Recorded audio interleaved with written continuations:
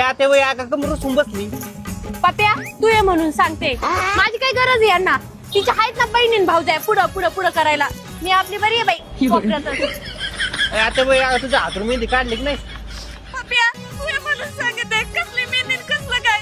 काल तिच्या बहिणीच्या पोरी 5-5 कोणाचे बॉक्स घेऊन गेले. त्यांना म्हटलं बाई एखादं कोण द्या ग मेहंदी काढायला. मला म्हणे नवरीच्या हातावरची मेहंदी राहिली. आणि नंतर आल्या आणि एवढंच पिचकुला कोण दिला. काय करू बाई त्याच्या पिचकुला कोणाचं. पप्या तुला तर माहिती आमच्या घरी किती मोठा माशांचा गोठा आहे.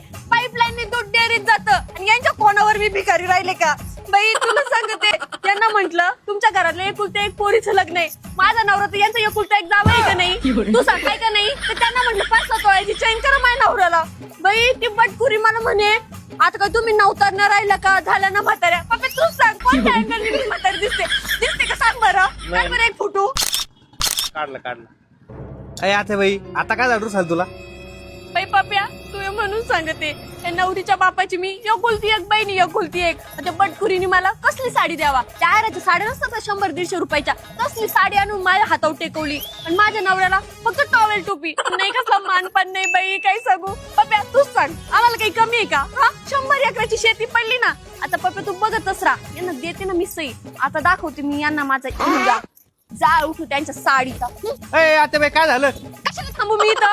या माझ्या भावाला म्हंटल होतं तुझी लेक माझ्या लेकाला दे. 100 एकराची मालकीन झाली असती ना. आणि इथं लग्नात काही मान नाही काही पान नाही बाई. लय अपमान झालाय माझा. आता नाही राहत बाई मी. जेवण करून जाय. नाही जेवायचं मला, खा म्हणा तुम्ही.